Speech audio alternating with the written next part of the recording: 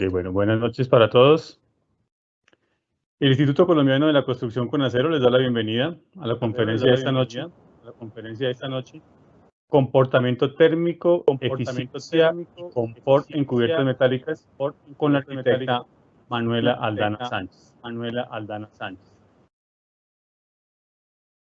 Agradecemos su presencia en este espacio que busca promover, fortalecer y divulgar el buen uso de las estructuras de acero en la. Agradecemos a CESCO Colombia SAS vinculación a esta conferencia como patrocinador. Esta conferencia tiene una duración programada de. Posteriormente se abrirá un espacio de 15 minutos para responder las preguntas que se hayan dejado en el chat. Y como siempre aclaramos que el presentador no tiene acceso directo a ellas, solo a través del moderador. Al cierre de la sesión, se enviará vía chat una breve encuesta que nos ayudará a mejorar futuras sesiones y quienes diligencien esta encuesta recibirán a vuelta de correo las memorias de la conferencia. Vamos a dar inicio a la conferencia Comportamiento térmico, eficiencia y confort en estructuras metálicas con la arquitecta Manuela Aldana Sánchez, quien es arquitecta egresada de la Universidad Nacional de Colombia, con maestría en bioclimática de la Universidad de San Buenaventura, ambas de la sede de Medellín. Cuenta con 5 años de experiencia en el diseño arquitectónico y el acompañamiento técnico para la configuración de envolventes que provean confort y eficiencia energética, optimizando los recursos para lograr espacios sostenibles que proporcionen bienestar y mitiguen el impacto ambiental. En la actualidad se desempeña como promotor técnico de ACESCO Colombia SAS. Muchas gracias, Iván. Dame un segundito, Manuel.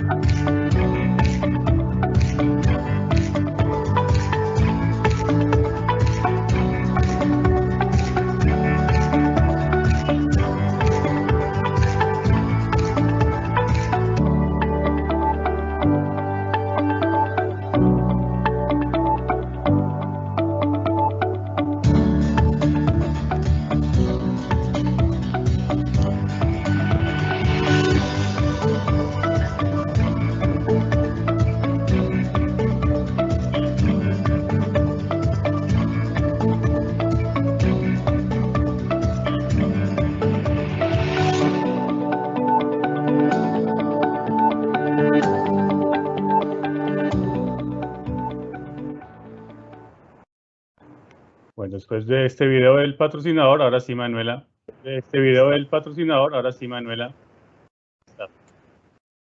Muchas gracias, Iván. Y muchas gracias, Alika, por este espacio.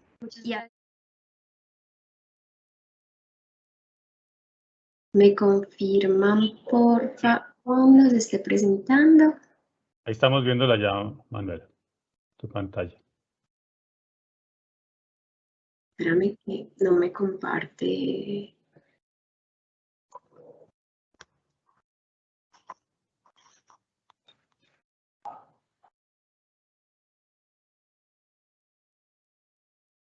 Es al lado del micrófono, ¿sí? La camarita, el micrófono y después viene un rectangulito con una flecha hacia arriba.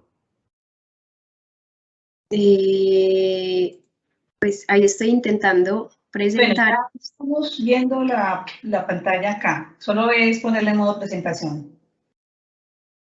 Sí. Con F5. Parece ser mi computador que no me pone en presentación completa. Y ahorita... Bueno, entonces, ponlo si quieres. Ese, el que le ibas a... Si no lo ponemos más grande, entonces tu presentación. Espérame, ya vuelvo a compartir. Bueno.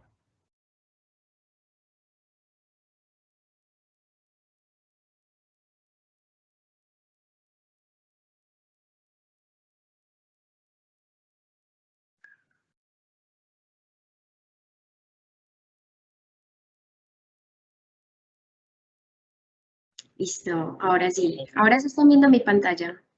Sí, correcto. Bueno, pues primero, muchísimas gracias, igual Iván, Isabel, a todos los presentes por disponer de su valioso tiempo en este espacio en donde vamos a compartir información muy interesante alrededor del acero, la sostenibilidad y la eficiencia en el desempeño térmico, en donde no solamente vamos a abarcar temas de construcción, sino alrededor de nuestro rol como seres humanos, en donde básicamente también tenemos una participación importante desde nuestros estilos de vida y hábitos de consumo. Primero, pues comienzo presentándoles este que es el último informe del Grupo Intergubernamental de Expertos sobre el Cambio Climático, en donde podemos ver en el primer gráfico nuestra huella de carbono y las mediciones de las implicaciones de nuestros consumos y el equilibrio que debemos tener frente al modo en cómo estamos viviendo y cómo hemos vivido y cómo nos proyectamos a vivir. Resulta que para 1970, digamos que la población del planeta Tierra para el momento requería de un solo planeta para suministrar esos consumos de deseos y necesidades de 3.7 billones de habitantes. En el 2010, pues, y se siguieron haciendo estas mediciones, pues, gracias a estos expertos, en donde identificamos un punto de quiebre de la imposibilidad del planeta para regenerarse en respuesta a esa capacidad de consumo que requerían, en este caso, para el 2010, 7.2 billones de habitantes. En este caso necesitábamos 1.5 planetas, de modo que pudiéramos darle respuesta a ese consumo. Actualmente, al día de hoy, en el 2021, necesitamos 1.7 planetas para satisfacer las necesidades del momento. Y uno de los datos que nos recuerda, digamos, este efecto es el día del sobregiro. En el gráfico de la derecha les comparto el día del sobregiro de este año, que fue el 29 de julio, en donde se marca el día en que la Tierra ha utilizado los recursos biológicos que puede regenerar durante un año. ¿Qué quiere decir eso? Que el 29 de julio fue el día que terminamos los recursos que la Tierra tenía disponibles para nosotros. Y a partir del 30 ya estamos utilizando los recursos del año siguiente o de las generaciones futuras. Este, pues no es un dato muy alentador, sin embargo, lo que hace es prepararnos para ejercer digamos, una postura más responsable y más consciente con el planeta. ¿En relación a qué? A nuestro nivel de consumo, a nuestros estilos de vida, a nuestros hábitos cotidianos y además, pues que lo abarca toda a la economía mundial. ¿Y por qué? Digamos, ¿cuál es el origen de estos efectos? Y esta es la manera también de enfrentarlos, entendiéndolos. Y es que a partir de la segunda revolución industrial, que fue alrededor de 1879 más o menos, es cuando la temperatura del planeta Tierra comienza a aumentar, básicamente por todo este desarrollo industrial y tecnológico. Y esto nos empieza a generar unos desequilibrios importantes en temas de ecosistemas. En términos temporales, hemos tenido un último siglo de importantes transformaciones que han aumentado el nivel del CO2, como por ejemplo la cantidad de teléfonos móviles con los que hemos tenido de un tiempo para acá. Yo estoy segura que más de uno de los que ahorita está conectado con nosotros pues ha tenido más de 5 celulares. Y no estamos mencionando otros elementos que también acompañan pues nuestro estilo de vida actual. 800.000 años atrás, los niveles de dióxido de carbono, dada, digamos, el nivel de consumo menguado, no se alteraban y no habían subido más de 300 partes por millón. Y en los últimos 60 años hemos aumentado esa cantidad de dióxido de carbono en un 30%, entonces en proporción del tiempo y el consumo y el efecto de gases de efecto invernadero, pues hemos tenido una concentración muy acelerada y toda esta energía se bioacumula. ¿Qué quiere decir? Pues que por un lado pues estamos acelerando el calentamiento global y estamos aportando en ese desequilibrio natural de los ecosistemas que nos van a generar la deforestación, que nos generan el aumento del nivel del mar por las pérdidas glaciales, que además están generando los refugiados climáticos que tienen un impacto fuerte en los ámbitos económicos y políticos.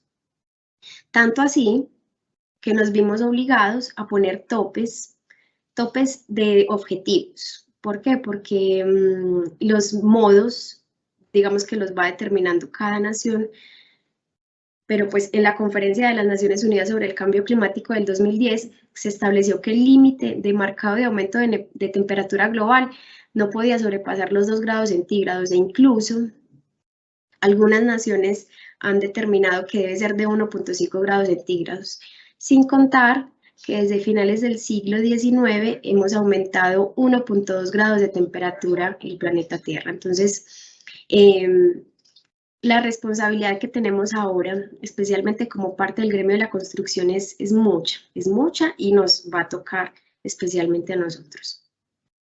Entendiendo entonces el origen de este efecto acelerado del aumento de la temperatura, tenemos que ir entonces a los ciclos de la economía con los que funcionamos. Actualmente, pues aún mantenemos vigente una metodología lineal en donde consideramos hábitos de tomar, consumir y desechar. Esta metodología, pues digamos que ya está mandada a recoger, precisamente porque tenemos una cantidad de recursos que tenemos que conservar como un preciado tesoro. Cada vez es más visible esta estrategia que tenemos que pues, asumir. Y por eso la economía circular es una metodología que viene a aprovechar al máximo cada uno de estos recursos y energías embebidas en productos y servicios que utilizamos para nuestra cotidianidad. ¿Qué es lo que propone la economía circular? Pues además de aprovechar al máximo cada uno de los recursos, digamos que dispone de la forma de ver un proyecto para regenerarse, mejorando el capital natural, la fuente de esos recursos, controlando las existencias finitas de los recursos que tenemos actualmente y equilibrando el flujo de recursos. ¿Qué es lo que consigue finalmente? Consigue convertir nuestros residuos en materias primas y, digamos, concientizarnos de que nuestros residuos pueden ser recursos de otros y que nuestro estilo de vida actual básicamente va a, pues puede sustentar, acabar, mantener los recursos para las generaciones futuras. Entonces, en el gráfico de la derecha, podemos ver que nuestro estilo de vida en función de la economía lineal puede estar sobrepasando el consumo de recursos en el tiempo.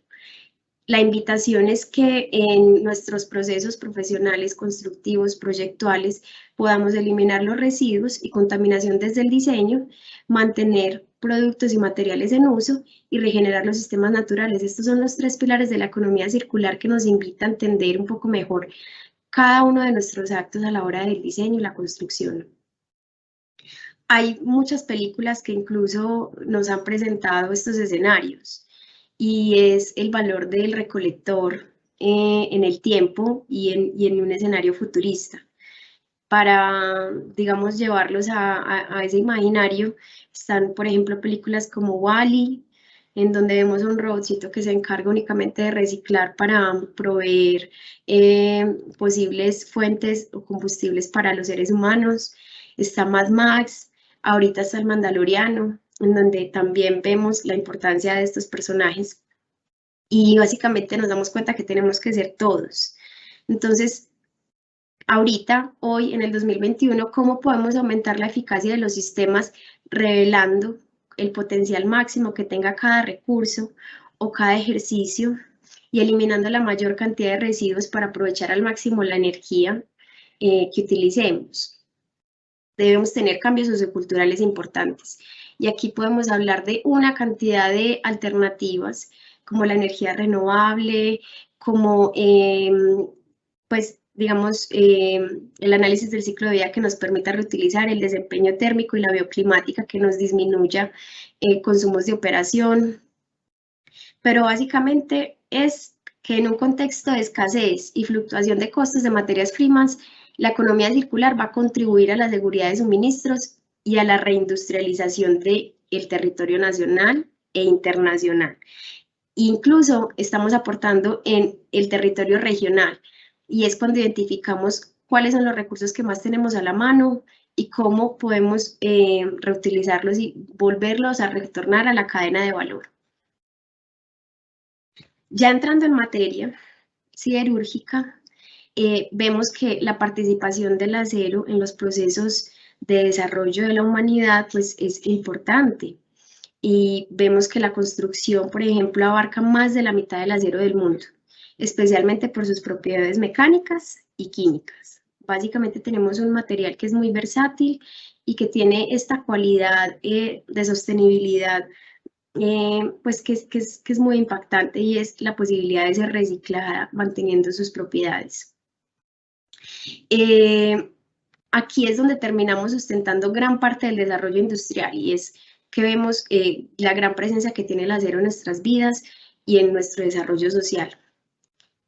Y Latinoamérica, pues no se queda atrás, no nos quedamos atrás, y es que casi el 48% de la disposición del acero está dirigido al campo de la construcción, componiendo desde sistemas estructurales, revestimientos, plataformas que nos permiten hacer más eficientes los espacios que diseñamos. Ya vamos a ver por qué, porque hablamos de eficiencia.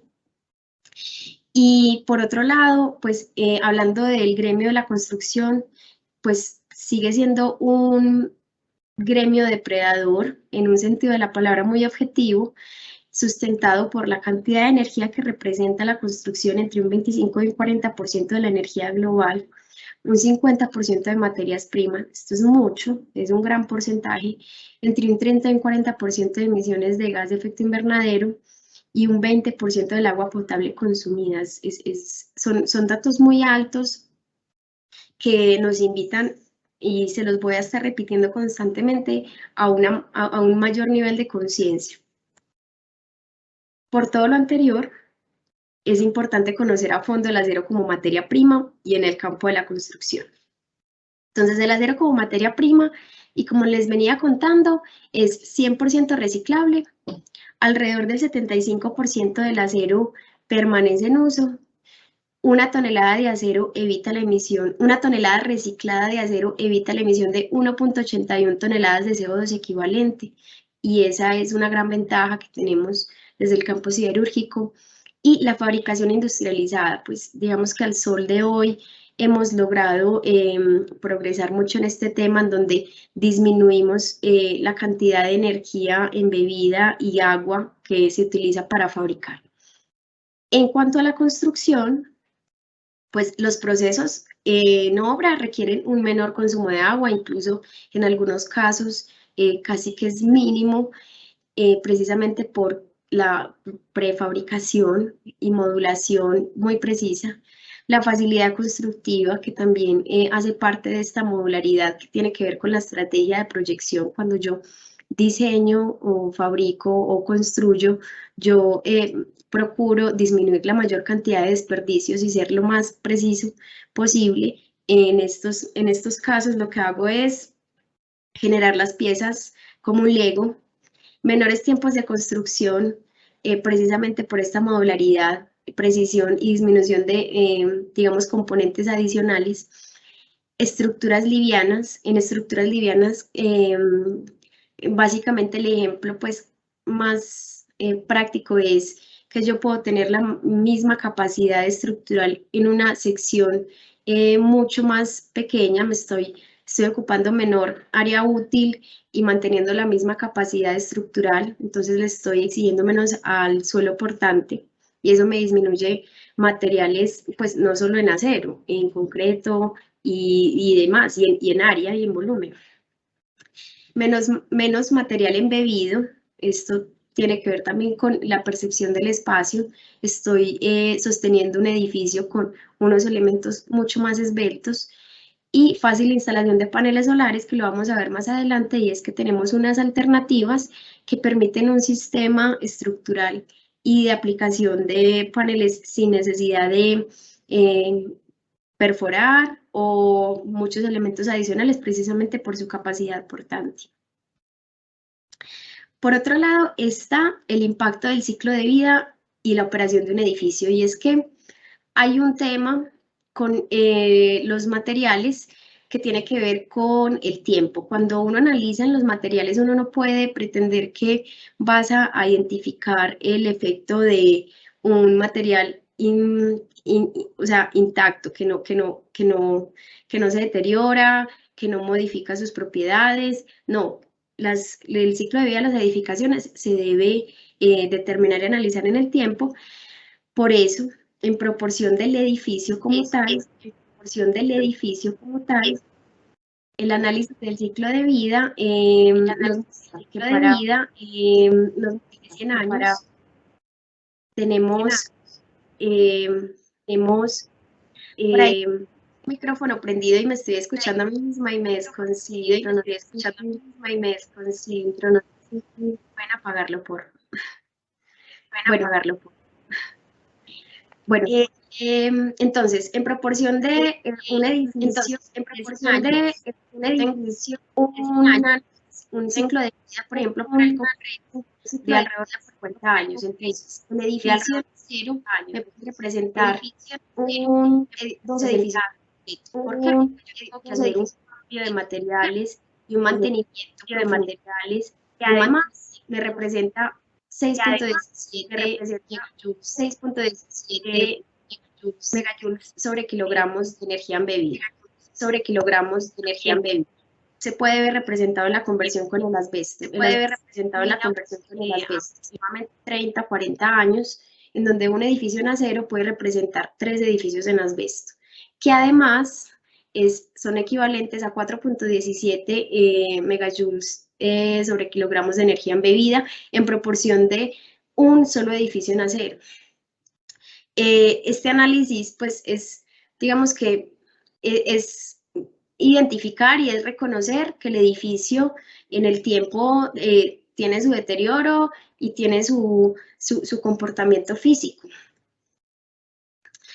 Entonces, digamos que en ASESCO, pues además de identificar todos estos valores de la sostenibilidad en temas generales, cotidianos, que hacen parte de nuestro rol, pues se ve reflejada nuestra experiencia. ASESCO es fundado en 1970, es una empresa de propiedad familiar, una empresa líder en materiales de construcción en acero, además que es una empresa multilatina. Tenemos presencia en Centroamérica, en el Caribe, en el norte de Sudamérica y especialmente en Colombia. Y pues tenemos además una cantidad de inversiones estratégicas que siempre están alineadas con el perfil de sostenibilidad. Por eso, este perfil de sostenibilidad no solo se encuentra en los productos o en, digamos, las recomendaciones técnicas que hacemos para acompañar los procesos constructivos, sino en la forma en cómo funciona la fábrica y la forma en cómo permea todas las empresas y todas las personas que están alrededor. En cuanto a sostenibilidad ambiental, pues tenemos unos procesos continuos de mejoramiento en donde estamos disminuyendo la cantidad de energía a través de, bueno, de agua en plantas de fitorremediación, recuperación de gases, mejoramientos continuos de los procesos que pues se están realizando constantemente. En temas de sostenibilidad social, contamos en Colombia con 2 fundaciones. Una está dirigida a los niños y a la educación en relación con su desarrollo humano, ubicada en Malambo. Otra está en Pensilvania, dirigida a la generación de pequeña empresa.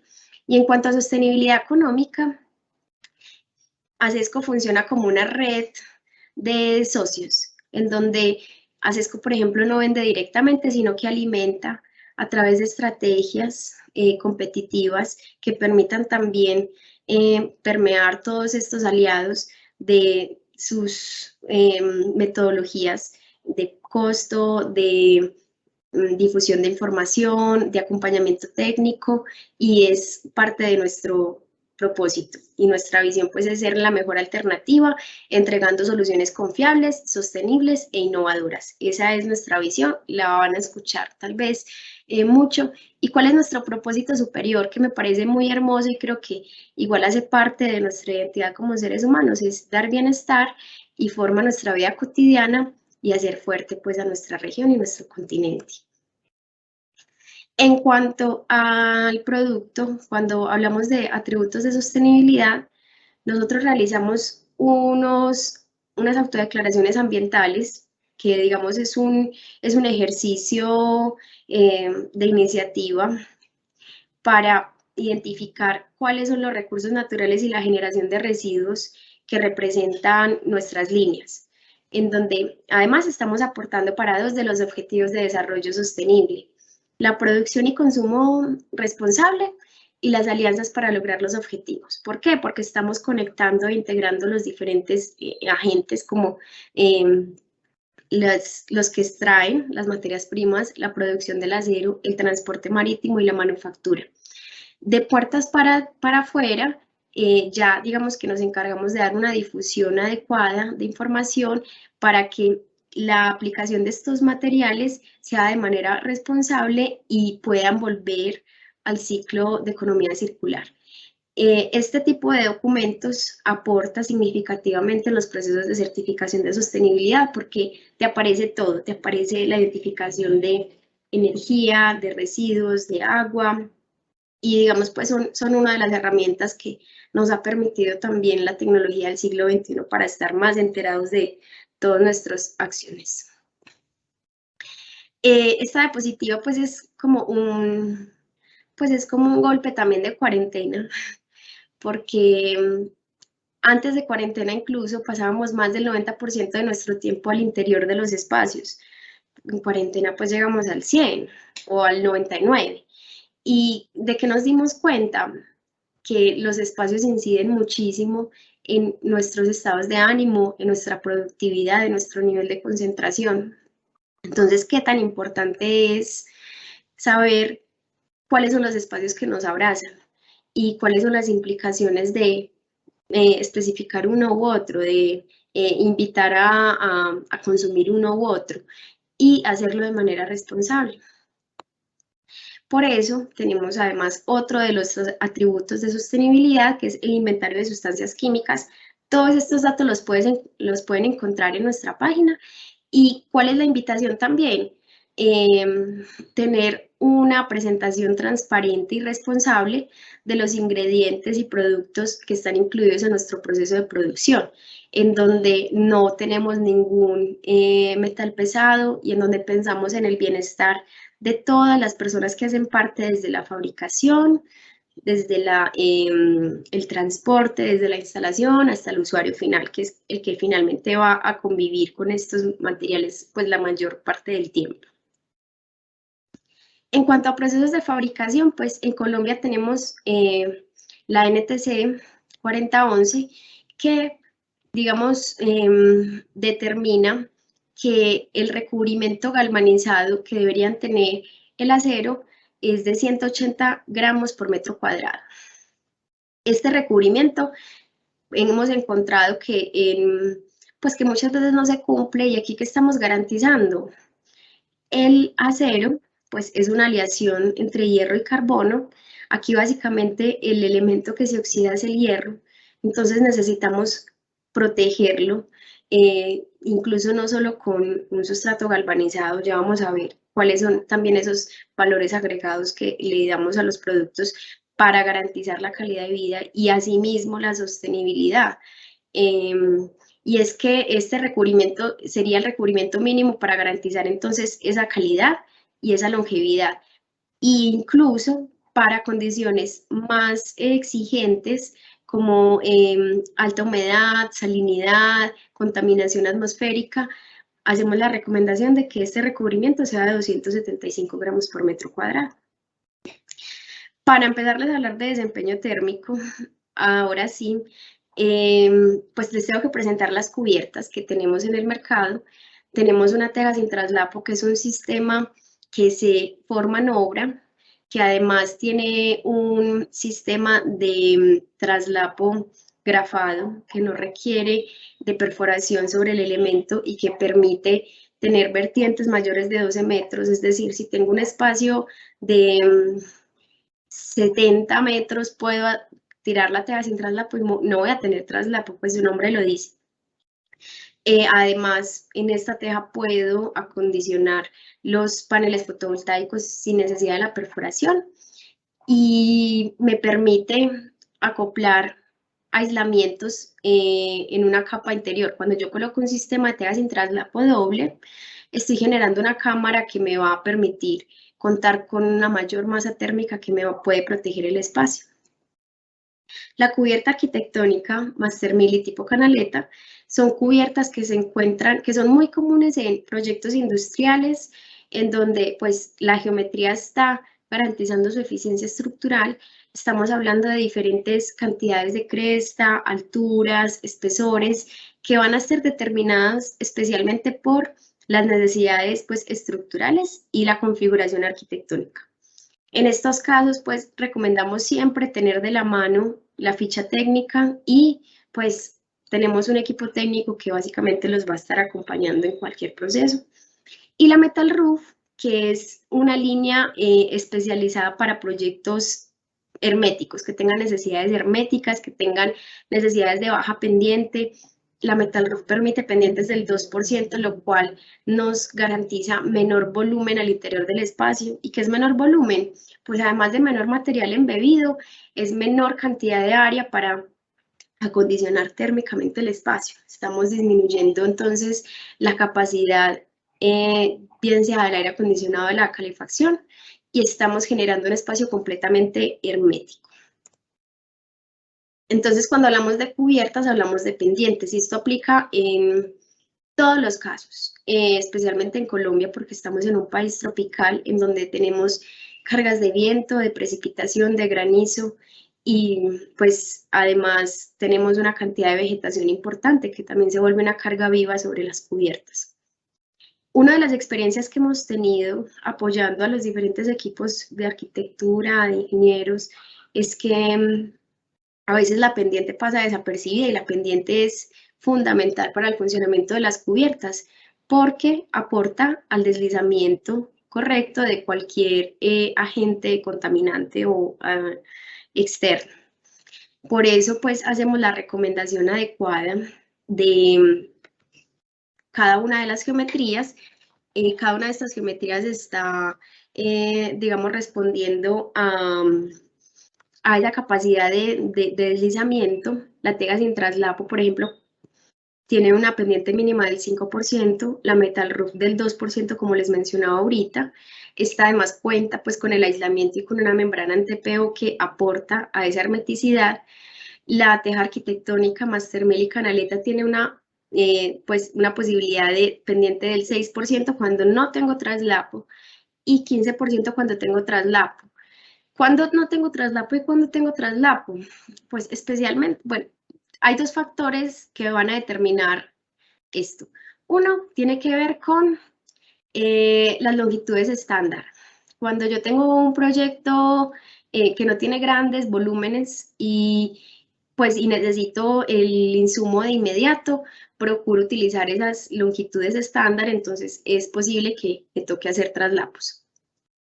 Y al mismo tiempo, si es el caso, puedo tener longitudes máximas de 12 metros, porque son las longitudes que me permite el transporte. Cuando tengo vertientes mayores o cuando quiero utilizar las longitudes estándar disponibles, pues uso la pendiente del 15%. ¿Y por qué aumenta? Para evitar que se me filtre el agua de lluvia por el efecto de capilaridad que puede generar estos traslapos. Esta es la tabla de distancia entre correas que hacemos, pues que recomendamos desde el departamento técnico, especialmente respondiendo a las cargas vivas de cada ubicación. La ubicación, pues nosotros la dividimos en dos conjuntos. Por debajo de los 2.000 metros sobre el nivel del mar, que son cargas vivas de 40 kilogramos por metro cuadrado o por encima de los 2.000 metros sobre el nivel del mar, que son cargas vivas de 100. Esto más allá pues del nivel del mar está respondiendo son a las cargas de precipitación. Por eso es muy importante contar pues con la asesoría correspondiente de un ingeniero, de un director de proyecto que nos permita integrar la separación máxima con el calibre y la geometría para generar la especificación más eficiente. Ya para hablarles de confort, les pongo un ejemplo de Russell, Bertrand Russell, que fue un matemático, filósofo y gran pensador alrededor de la verdad, en donde nos presenta un ejemplo, y es, si tengo la mano derecha fría y la mano izquierda caliente, y sumerjo ambas manos en un balde de agua tibia, ¿qué me va a decir la mano derecha? La mano derecha me va a decir que el agua está caliente, porque la tenía fría. La mano izquierda me va a indicar que el agua está fría. Así como cuando uno va a piscina y se da un duchazo y ahí mismo se mete a la piscina y se siente calientico. Esto lo que nos está demostrando es que la realidad es una creación subjetiva y que todo depende pues del contexto en el que estemos. Entonces, pues la verdad que propone Russell es muy pragmática y probabilística. Y es también como la invitación y la, digamos, la previa a entender qué es el confort térmico adaptativo, porque siempre es un concepto complejo. Y es que mediante el uso de un termómetro puedo definir la temperatura del agua y la temperatura media de las manos, y con estos conocimientos prácticos y probabilísticos puedo determinar que el agua del balde está tibia, siempre y cuando hayamos determinado qué es tibio para la experiencia de la persona que está haciendo pues esta exploración. Entonces entran muchos factores, especialmente desde la experiencia humana. Desde el campo ingenieril siempre procuramos cuantificar nuestros métodos y resultados. Sin embargo, todo también depende de cuál es la experiencia humana que nos lleva a considerar. Ya en temas, digamos, un poco más globales, la norma ISO 7730, que es la norma internacional de ergonomía ambiental, nos dice que el confort es una condición mental en la que se expresa la satisfacción con el ambiente térmico. ¿Qué quiere decir? Que estamos buscando un balance entre parámetros externos, como la temperatura, la velocidad del viento, la humedad relativa, y parámetros internos.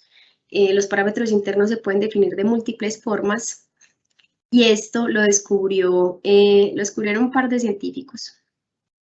Y es que cuando nos dimos cuenta que todos estábamos buscando un confort, y hay muchos tipos de confort, está el acústico, está el lumínico, está la calidad del aire y está el térmico, pues el concepto de confort adaptativo además tiene su origen en los numerosos estudios de campo que se han realizado y en donde se han desarrollado modelos de confort pues a partir de registros de sensaciones de muchas personas. Estos personajes han hecho, pues hicieron, no sé si todavía siguen haciendo, pero hicieron una cantidad de encuestas en más de 20 países en el mundo para identificar qué es el confort en diferentes climas, en diferentes poblaciones, bajo distintos contextos, y llegaron a la conclusión que muchas personas consideraban confortables condiciones ambientales completamente fuera de los rangos predichos. Por eso, pues, además, lo que hicieron fue definir 3 tipos de adaptación ambiental. La primera, pues esto es como un dato de cultura general e interesante, es la adaptación comportamental. Tiene que ver con la posibilidad de quitarme la chaqueta, de abrir una ventana, de prender una fogata. Y está muy ligada incluso a las percepciones culturales y, digamos, el contexto social. Por otro lado, tenemos la adaptación fisiológica, que tiene que ver con nuestro comportamiento biológico, y es que sudamos y tiritamos, entre otros factores, y también de esa manera podemos adaptar nuestro cuerpo a las condiciones climáticas atmosféricas. Y por otro lado está la adaptación psicológica, que tiene que ver con las experiencias y expectativas que hayamos vivido. No es lo mismo preguntarle qué tan frío está el clima a una persona en la sabana cundiboyacense que a una persona en Barranquilla. Entonces, tenemos varios niveles de adaptación. Sin embargo, y volviendo a Russell, pues estos hombres lo que generaron fue una fórmula que nos permite marcar un poco pues, más objetivo pues, los puntos claves de la temperatura de confort a partir de una temperatura exterior de bulbo seco promedio. ¿Por qué? Bueno, nosotros podemos configurar la temperatura de confort a partir de 4 factores: la temperatura del aire, la velocidad del aire, la humedad del aire, impacta especialmente en el confort, y la temperatura de radiación de los elementos circundantes. Y como parte de los personajes que construimos, pues solo tenemos dominio sobre el material que nos va a generar esa radiación circundante. Entonces, en este caso, pues les puse un ejemplo para una temperatura promedio exterior de bulbo seco de 30 grados centígrados, que podría ser, no sé, la de Barranquilla o Soledad, en donde la temperatura de confort, según esta fórmula, pues que igual solo está hablando de temperatura de bulbo seco. Aquí falta, como les mencioné, la velocidad del aire, la humedad del aire, pero tenemos un marco objetivo científico. Es de 24.6 grados a 29.6 grados. Esta debería ser el marco de temperatura al que debemos llegar. Por consiguiente, pues en los procesos proyectuales es importante identificar 3 factores importantes para saber cómo voy a lograr constituir un espacio agradable en términos de confort adaptativo. Y es, el primero, la ubicación. La ubicación me permite conocer recursos de temperatura, de humedad relativa, de viento, velocidad de viento, dirección de viento, barlovento, sotavento, a partir de la altura sobre el nivel del mar y las condiciones geográficas. Segundo, el uso y el usuario. Básicamente me está condicionando cuáles son las necesidades que va a tener este espacio: el aforo, cuántas personas van a ver, la actividad que van a estar realizando. No es lo mismo estar pensando en un espacio de descanso que en un espacio de fiesta o de trabajo o de hacer ejercicio. El CLO, que es la cantidad o el código de vestimenta. Y por otro lado, la habitabilidad. Cómo va a circular el espacio, en qué momentos, cuáles son los componentes, de manera que la arquitectura me termine configurando esas características ambientales que debería tener. ¿Cuál es la temperatura adecuada? Las condiciones de acondicionamiento acústico o aislamiento, temas como la iluminación, si puedo aprovechar la iluminación natural como un recurso renovable. Y finalmente, el diseñador, a través de su creatividad, su imaginación, los recursos por medio y la posibilidad de forma, me va a determinar unas características arquitectónicas. Pero para ello, primero debo identificar entonces los materiales, porque ¿qué es lo que le da la forma a la arquitectura? Los materiales de construcción. Entonces, una cosa es la configuración del diseño y otra cosa es con qué lo voy a configurar. Para eso es importante entender la transferencia de calor. La transferencia de calor es un fenómeno que estamos produciendo constantemente y que básicamente mueve el mundo. Estamos constantemente transfiriendo calor. La segunda ley de Newton: la energía no se crea ni se destruye, solo se transforma. Y es que constantemente en todas las superficies que tenemos a nuestro alrededor estamos transmitiendo calor por radiación. La radiación es un fenómeno muy común que incluso nosotros producimos, y es generar calor sin necesidad de un medio. Nosotros mismos producimos calor. Cuando hacemos ejercicio, producimos calor. Incluso cuando estamos pues despiertos. La convección sí requiere de un medio, como el cambio de presión atmosférica, bueno, el viento, el agua, la humedad. La conducción requiere de un elemento, de una masa, para transmitir esas moléculas de energía. Y en una edificación podemos encontrar, como les mencionaba hace un momento, todos estos fenómenos integrados. El sol nos irradia calor. Este calor llega a una superficie, que en este caso puede ser la cubierta, especialmente porque estamos en el trópico, entonces la mayor cantidad de energía por radiación nos llega en la cubierta.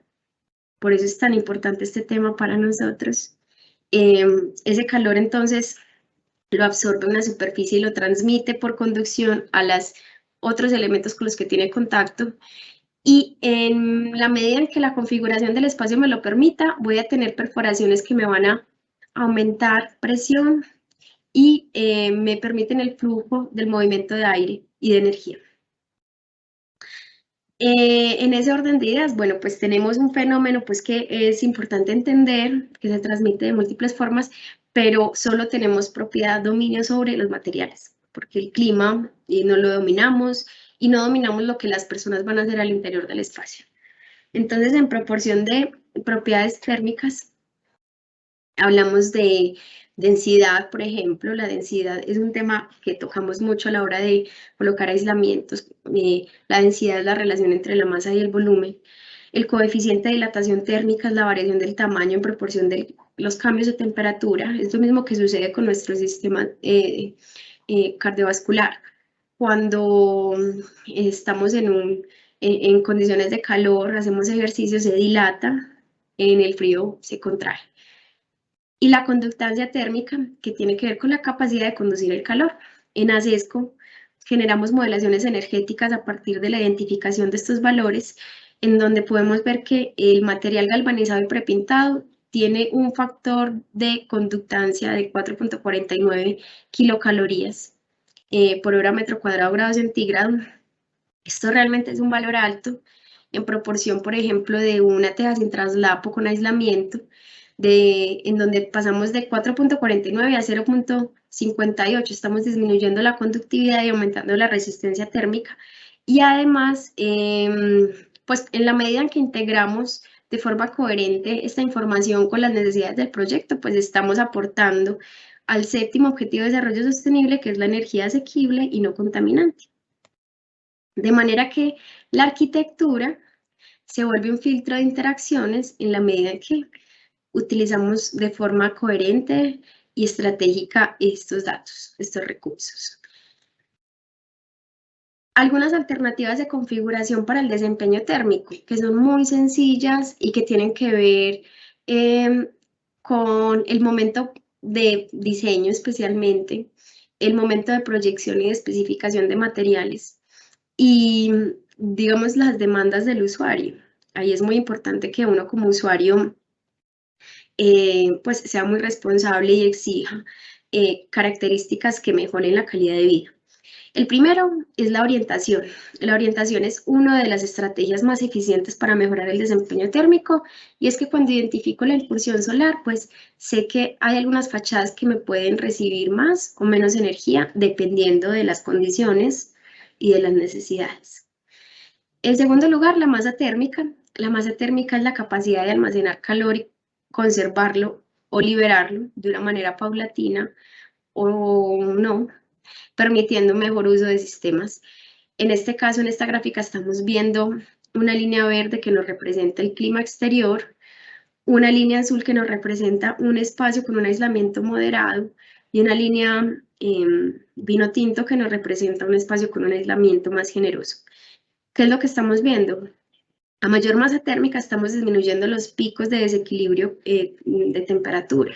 Entonces, una de las estrategias más eficientes cuando tenemos altas exigencias ambientales es la masa térmica, y es responder ni siquiera con generosidad, no, con precisión de acuerdo a las necesidades y aprovechando también otras características como la ventilación.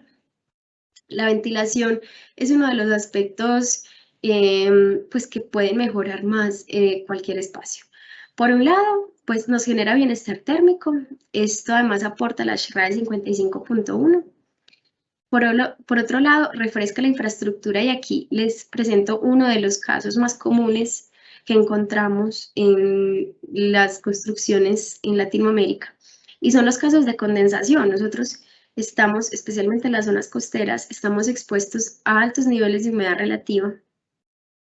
Y los niveles de humedad relativa concentrados nos generan pues casos de condensación, no solo concentrados encerrados. El origen de la condensación se puede generar, uno, porque tengo ausencia de ventilación, entonces claro, tengo una cantidad de aire con una alta saturación de humedad, o dos, porque tengo altas tensiones térmicas, entonces tengo, por ejemplo, un espacio que tiene una temperatura más alta y afuera hay una temperatura más bajita, entonces las moléculas de aire del espacio más caliente tienen una humedad relativa menor. Cuando empiezan a moverse en el espacio se pegan de las superficies más frías y como vemos en este esquema, a menor temperatura aumenta la humedad relativa. Entonces, si aquí tenemos mayor temperatura y las moléculas de aire tienen menor humedad, se pegan a esta superficie que puede tener una temperatura menor y se pasan del estado gaseoso al estado líquido. Cuando no entendemos este fenómeno, nos dirigimos a culpar a los materiales. Y realmente el material no genera humedad, está generando la humedad, la configuración del espacio en relación con su contexto, con su entorno. Por eso es el tema de la ventilación en gran parte de los contextos colombianos, pues es fundamental, especialmente en los puntos más altos, porque el aire se mueve por presiones, el aire frío pesa más, tiene una mayor densidad, entonces suele estar por debajo, el aire caliente pesa menos, entonces suele subirse a los puntos de cumbrera. Cuando estos puntos más altos no tienen ventilación, esta concentración de aire caliente y húmedo no tiene por dónde salir. Ahí es cuando se nos empiezan a generar moho, nos empieza a llorar el techo. Esto puede estar de la mano con que abajo hay una cocina en donde hay una olla que todo el día está calentando agua para el tinto, o tenemos un sistema de refrigeración que está dando el vapor de agua a este punto, en fin. La ventilación nos permite entonces una renovación eficiente del aire, que además nos garantiza una renovación de aire que mejora las condiciones de calidad. Aquí entra mucho el tema de salud.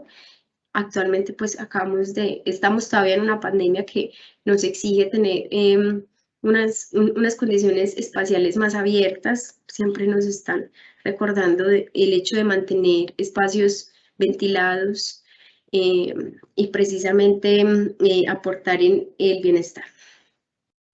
Por último, el índice de reflectancia solar. Este es un as bajo la manga muy práctico y tiene que ver con la capacidad de absorber o de rechazar el calor por radiación. ¿Qué es lo que sucede? El sol irradia energía. Nosotros la percibimos como luz y como calor, pero realmente cuando uno se pone a entender el método, pues como el proceso científico, son ondas electromagnéticas que tienen diferentes frecuencias. Las ondas electromagnéticas, las magnitudes de onda corta son las que salen del sol y las conocemos como luz ultravioleta. Este tipo de iluminación es la que deteriora un poco las superficies y por las que nos aplicamos bloqueador por la luz ultravioleta. Después se encuentra la luz, el espectro de luz visible, que es a través de la que percibimos los colores e identificamos las superficies. Y está la luz infrarroja es la magnitud de onda larga, que es la que experimentamos como calor. Como pueden ver, hay una gran conexión entre el color, la luz y el calor.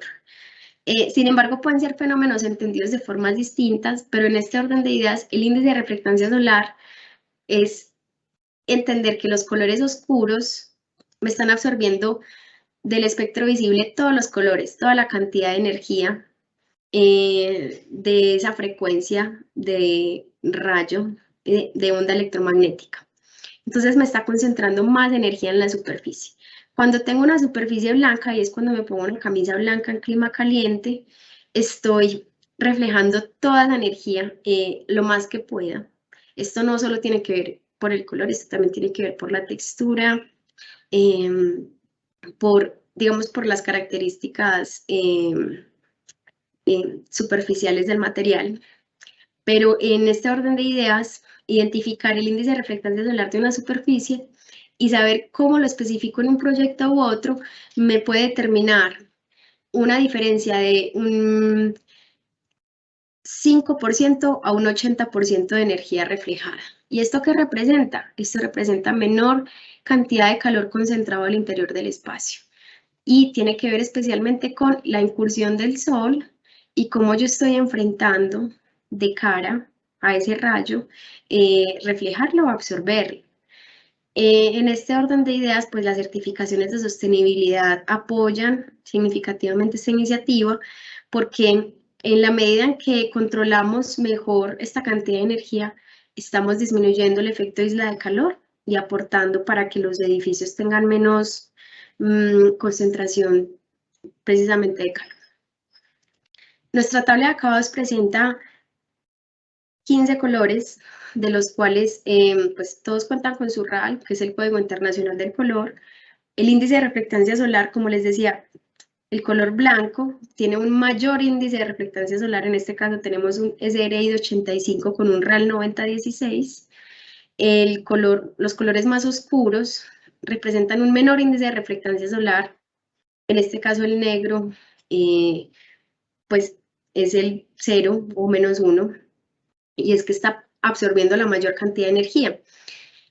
Todas las tejas tienen estas características que deberían ser estudiadas, analizadas para una correcta especificación, y en su cara inferior cuenta con un backer color gris RAL 7035.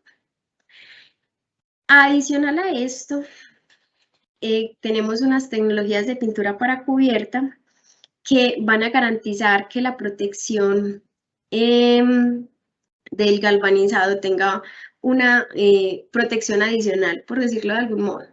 ¿Por qué? Porque estamos en el caso de la tecnología Protect Super, utilizando un poliéster, un superpoliéster con un micraje de 5 a 7 en su cara exterior e interior, que va a proteger ese sustrato galvanizado. O sea, estamos adicionando al sustrato galvanizado de 180 gramos por metro cuadrado una protección, y por encima vendría el color de 18 a 20 micras. El Protect Master tiene la diferencia de que tenemos un sustrato de 275 gramos por metro cuadrado, estamos protegiendo aún más el acero. Tenemos un primer de 18 a 20 a diferencia de 5 a 7, y adicional tiene el color y un barniz en la capa final que va a terminar también protegiendo todo el elemento. Y la Protect Master Duo básicamente es lo mismo que sucede en la capa superior, sucede en la capa inferior. De esta manera estamos protegiendo proyectos que están expuestos interior y exteriormente, como plantas de producción, en donde hay gases o químicos fuertes y corrosivos, o en donde tenemos condiciones marítimas altas de alta salinidad, agentes contaminantes fuertes. ¿Y esto qué es lo que nos garantiza? A partir de la identificación de las categorías de corrosividad atmosférica, podemos determinar unas garantías de producto. La garantía de producto no es lo mismo a la longevidad del producto. Entonces, aquí volvemos al tema de sostenibilidad. Cuando uno, digamos, va a hacer un examen, uno no se compra unos óleos y unos pinceles, uno se compra un lápiz, porque el lápiz es suficiente para realizar el examen. Cuando uno va a hacer una pintura, uno se compra los óleos y se compra las pinturas y todo, y el lienzo, y es básicamente, es un ejemplo pues un poquito exagerado, pero es básicamente lo mismo que sucede en la construcción. Es muy importante ser precisos a la hora de entender cuáles son las intenciones de la especificación. Y es que, bueno, las categorías de corrosividad atmosférica nos determinan unas necesidades, bien sea para espacios interiores, atmósferas con bajo nivel de polución, atmósferas urbanas, industriales, con altos niveles de humedad, atmósfera agresiva, alta salinidad, y a partir de eso se especifica una tecnología de pintura que responda a esas características del material para que podamos garantizar la calidad de vida y la longevidad. Por eso, pues, es importante también mantener siempre una asesoría. Y en estos casos, en donde tienen proyectos que requieren, pues, de una alta garantía, sí es importante, pues, tocar a SESCO, acercarse bien sea al comercial, al departamento de calidad, al departamento técnico, de manera que podamos asesorarlos de la mejor manera para que estas respuestas pues estén más precisas. En ese orden de ideas, pues les acabamos de mostrar cuáles son los revestimientos adicionales al sustrato galvanizado. En el mercado encontramos pues diferentes alternativas. Las alternativas no son buenas o malas. Como les acabo de mencionar, van en relación a responder de forma coherente a una necesidad o deseo. En este caso, pues, ASESCO sigue siendo digamos, el líder en propuestas de recubrimiento. Esta es una tabla que se realizó este mes, en donde con apoyo del Departamento de Calidad tomamos las medidas que nos permiten entender cómo está funcionando el revestimiento metálico en el mercado y cómo estamos nosotros. Para volver al tema del acero, del desempeño térmico, les voy a presentar 3 casos. El primero es una simulación térmica. En este caso estamos simulando una vivienda de 50 metros cuadrados, en donde tenemos unas características del contexto un poco hostiles, una habitabilidad común y pues digamos una casa muy convencional con materiales convencionales. Voy a acelerar un poquito porque ya se me va acabando el tiempo. Cada una de las viviendas tiene unas características, unas propiedades térmicas, en donde estamos comparando una cubierta en Master 1000 con índice de reflectancia solar de 85 o blanco 9002, una cubierta en fibrocemento, UPVC y una cubierta de tejas en traslapo con aislamiento. También estamos comparando el SRI 85 es 9016 y el SRI 75 es 9002, que son los rales de los colores, que como les mencioné, los colores son muy importantes. Los resultados de las simulaciones nos muestran, en este sentido, vemos la temperatura exterior, en este sentido vemos las horas del día promedio anual, vemos una línea azul que nos demarca la temperatura exterior y vemos que las viviendas que están con cubierta en fibrocemento se nos están sobrecalentando.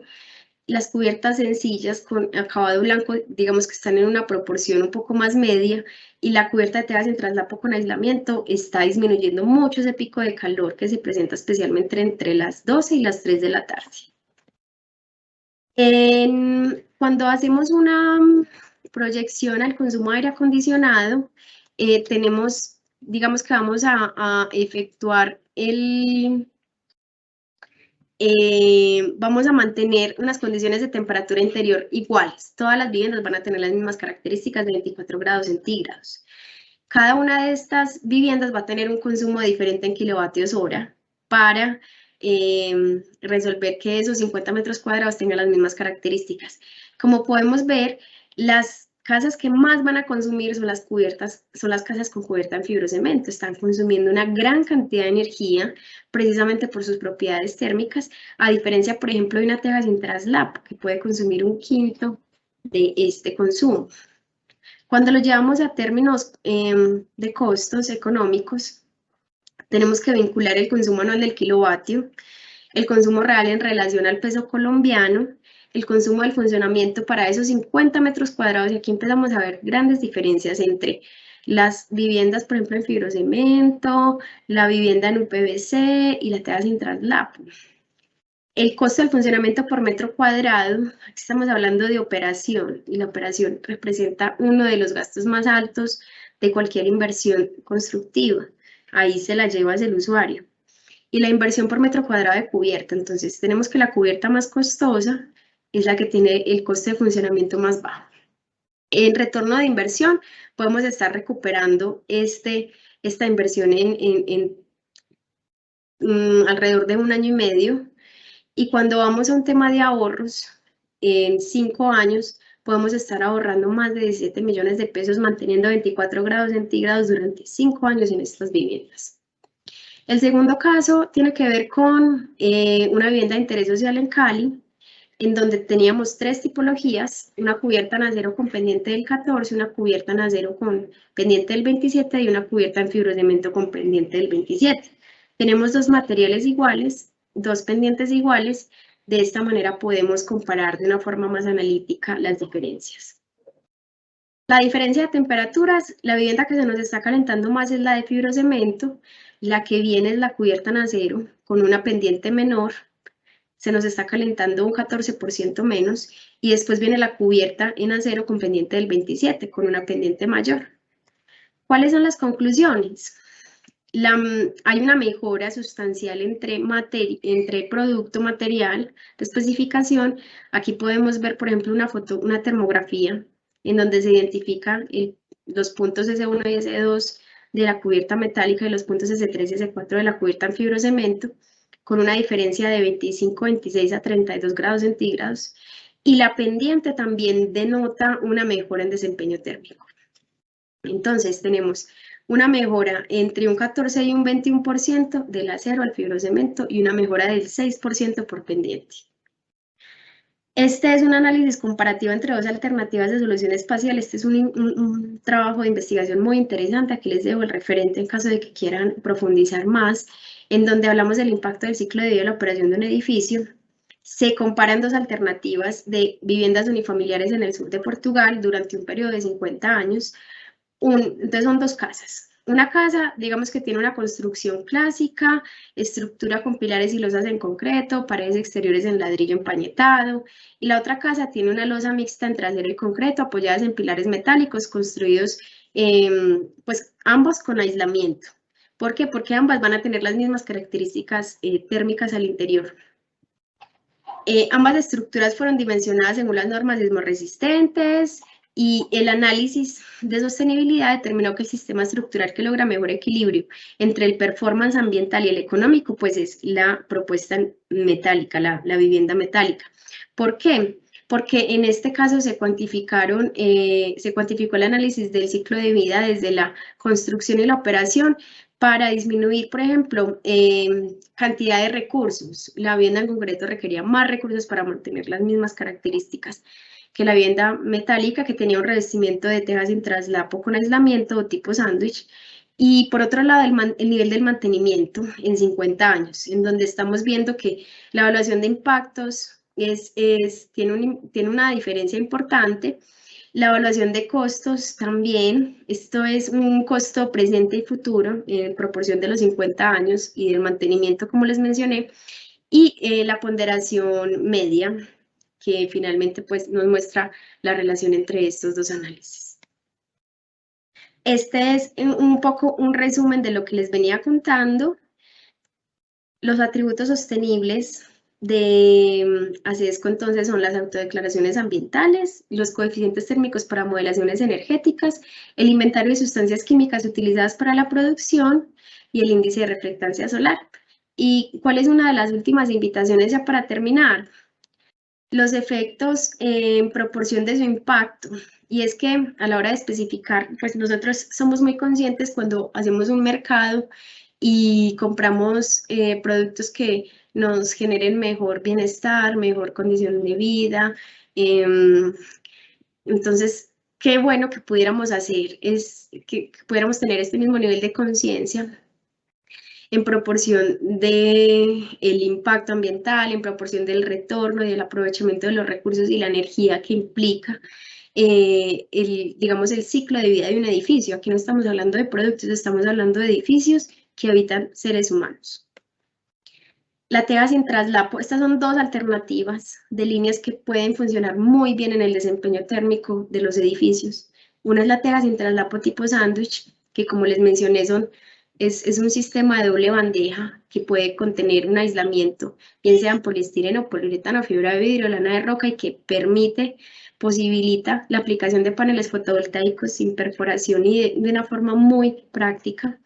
Y el metal roof como una plataforma que nos permite menores pendientes, mayor hermeticidad y, digamos, mayor eficiencia, dadas las características geométricas, además de que somos el único roof deck diseñado para el mercado colombiano. Y ya, me pasé un poquito, les agradezco muchísimo y ya. Gracias, Manuela. Bueno, muy buena tu charla. Espérame, qué pena la cámara. Ya. Muy buena tu charla, Manuela. ¿Nos recuerdas esos temas que no se los enseñan a uno y que uno tiene que tener en cuenta cuando está diseñando? Y eso pues obviamente sí es muy arquitectónico, sí, pero uno pues de ingeniero también lo tiene que tener muy claro. Tenemos una serie de preguntas. Lamentablemente hoy por problemas técnicos no se pudo habilitar el chat. Entonces, para los asistentes, para diligenciar la encuesta, por favor escriban la palabra encuesta al número de WhatsApp que les llegó por ahí. Sí, por mensajito de texto les llegó, entonces escriban la palabra encuesta por WhatsApp a ese número. ¿Listo? Y tenemos unas preguntas, ahorita ya le hemos dicho a los asistentes. Voy a hacer esta pregunta que es algo muy específico, pero pues vamos a hacerla de una vez. Nos dice el asistente, ¿qué tipo de teja sin traslapo se recomienda para cubiertas curvas? Por lo que entendemos, el asistente nos pregunta también que la estructura de apoyo es un arco de 21 metros y la cuerda es de 80 centímetros. La estructura es metálica, es una cercha en celosía y las correas son en perlines. El diseño arquitectónico indica teja arquitectónica con aislamiento termoacústico. Una pregunta bastante puntual, pero... Bueno, pues, pero igual, o sea, creo que podríamos resolverla mejor en otro escenario. Ahí igual queda mi correo, porque creo que hay algunas inconsistencias. Hay una especificación de teja arquitectónica y hay unas correas y hay una estructura en celosía que podríamos mirar pues con más profundidad. Pero para responder, digamos, la idea, la teja sin traslapo es, digamos, la alternativa más eficiente para cubiertas abovedadas, nos permite radios de curvatura de mínimos de 5 metros. En este caso, si no escuché mal, es de 24, o sea que aplica perfectamente. En estos casos necesitamos una máquina curvadora y para vertientes mayores a 15 metros habría que segmentar la teja de modo que se utilicen 3 elementos. El de la mitad haría el lugar del caballete, por decirlo de algún modo, para mejorar pues la curvatura y la apariencia. La especificación ideal sería teja sin traslapo de 1.5 pulgadas de alto, 300 de ancho y calibre 24. Ok, perfecto. Ahí nos recuerdas o le recordamos a los asistentes que existe en la página web del ICCA una sección que se llama Pregunte al ICCA. Ahí se pueden dejar las preguntas específicas y podemos dirigirlas directamente al conferencista. Bueno, tenemos otra pregunta acá. El ingeniero José Cantillo pregunta, al colocar una cubierta sesco en una vivienda, ¿se debe dejar un colchón de aire entre esta y la estructura de soporte? No precisamente. La estructura de soporte tiene que estar en contacto con la teja. Si requieres, por ejemplo, algún acondicionamiento térmico o acústico, sí hay algunas alternativas para generar cámaras de aire, pero la cubierta siempre debe estar apoyada sobre la estructura. Correcto. Otra pregunta. ¿Los aislamientos actuales de cubiertas, poliuretano, poliestireno, causan impacto ambiental? ¿Cuáles son los materiales que se pueden usar con tejas de acero galvanizado para aislamiento térmico y acústico que disminuyen el impacto sobre nuestro medio ambiente? Pues sí, o sea, todos los materiales y todos los consumos y los hábitos, como les mencionaba al principio, pues tienen impacto ambiental. En este caso, volvemos pues como al primer tema y es la economía circular, elegir ojalá materiales que puedan retornar a la cadena de valor pues de la economía circular.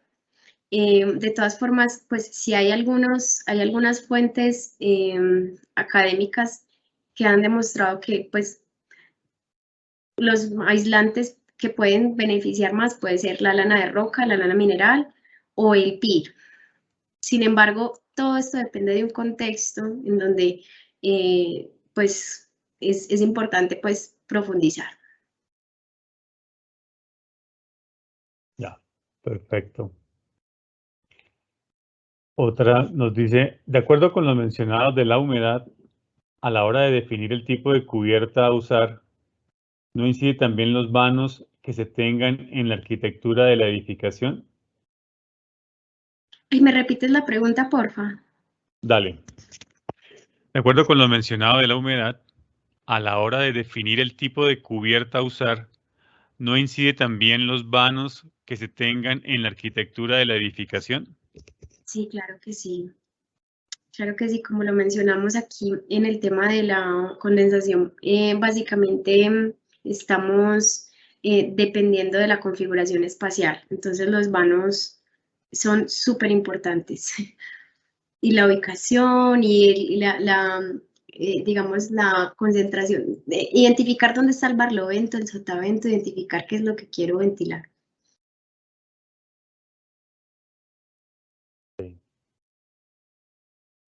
¿Qué recubrimiento se le hace al aislamiento térmico de las tejas para evitar el efecto negativo del agua cuando llega hacia la canal, perdón, de aguas lluvias?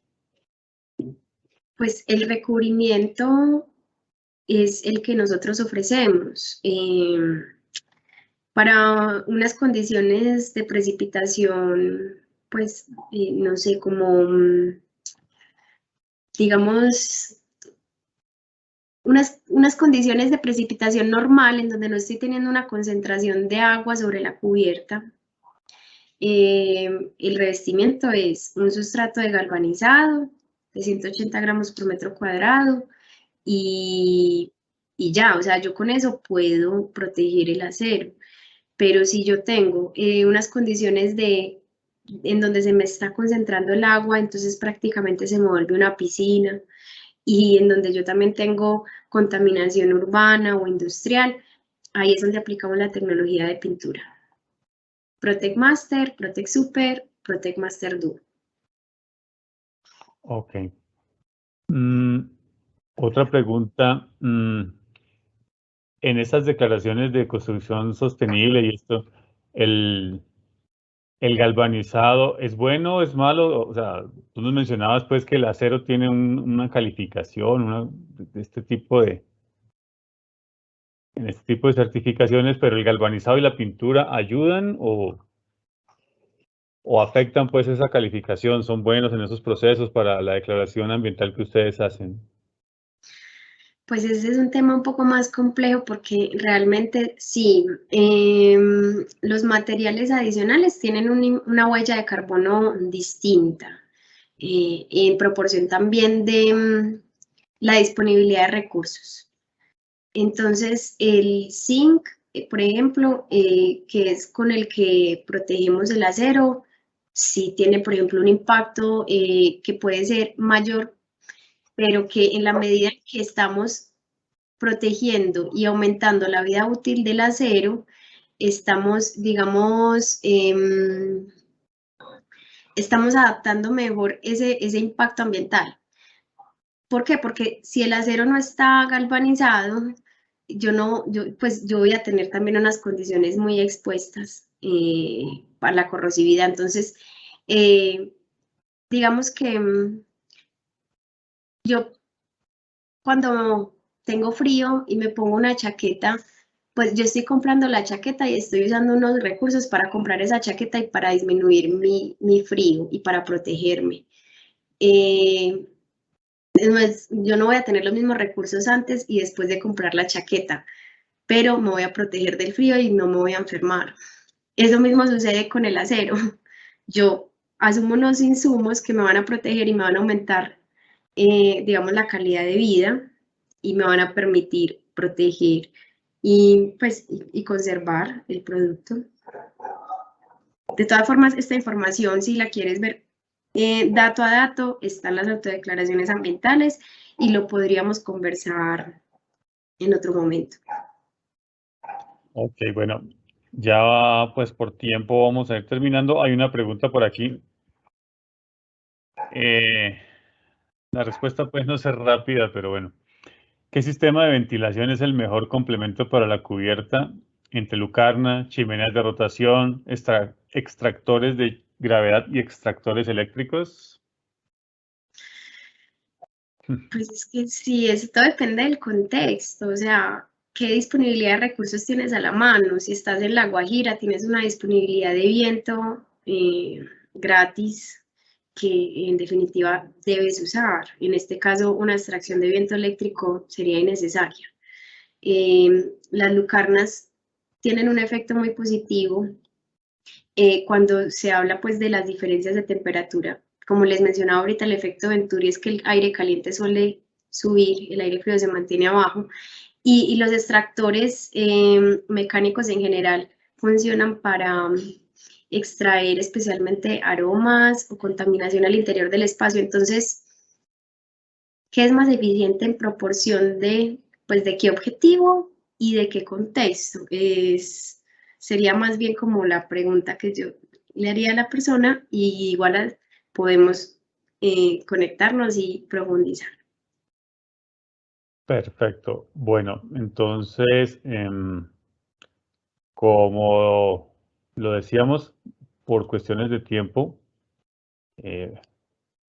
vamos a dejar hasta ahí las preguntas.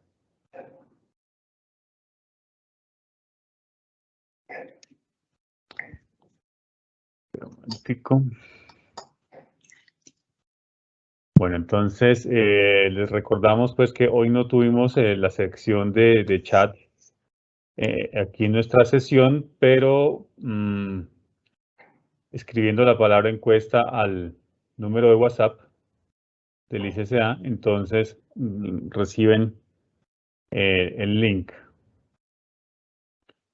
Y pues ustedes saben que a vuelta de correo se entregan todas las memorias o se han entregado todas las memorias de las conferencias que hemos tenido. Recomendación, revisar el buzón de spam de los no deseados, porque a veces pueden llegar ahí en los correos y podríamos estar ahí. Bueno, ya lo hemos dicho, existe la sección en nuestra página web del ICCA, una sección que se llama Pregunta del ICCA, donde se puede profundizar más de este tema específico y dirigir la pregunta directamente al conferencista. Agradecemos su amable asistencia de parte del Instituto Colombiano de la Construcción con Acero y a CESCO por su vinculación a esta conferencia como patrocinador. Los 120 asistentes que tuvimos esta noche.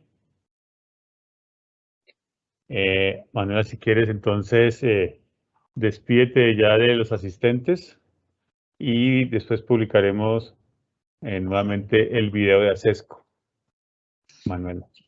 Muchas gracias y para servirles, espero que haya sido un espacio muy agradable y feliz noche. Gracias. Ahí viene el video.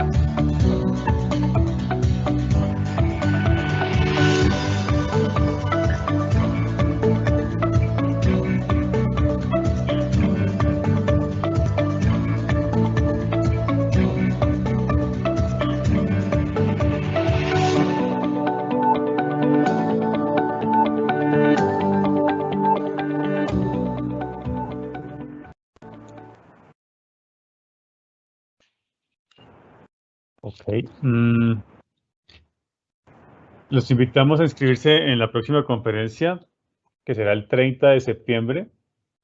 El tema Steel Framing, avances y normatividad.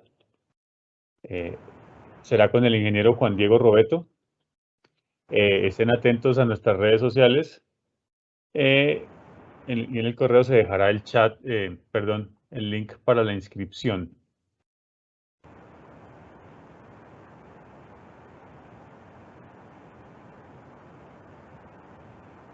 Hemos reiterado pues el certificado de asistencia y las memorias se entregan a vuelta de correo electrónico.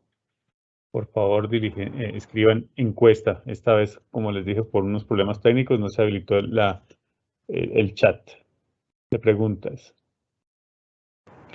Y ya para terminar, recuerden que aún tenemos la promoción para adquirir los 4 números disponibles de nuestras guías técnicas en la página web icca.com.co.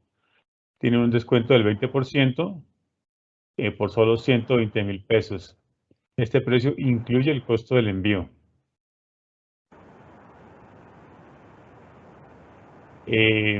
Estamos trabajando y próximamente entrará al aire, como se dice, la tienda virtual del ICCA, donde se podrá adquirir todo nuestro material técnico y además se podrán hacer las inscripciones a nuestros eventos.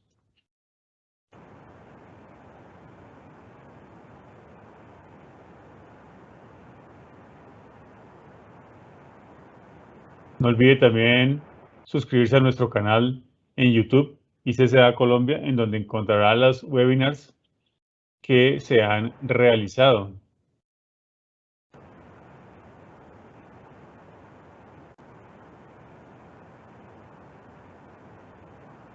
Y no siendo más, entonces damos por terminada nuestra sesión. Volvemos a agradecer su participación en estos eventos y recuerden diligenciar la encuesta. Que tengan muy buena noche. Hasta luego.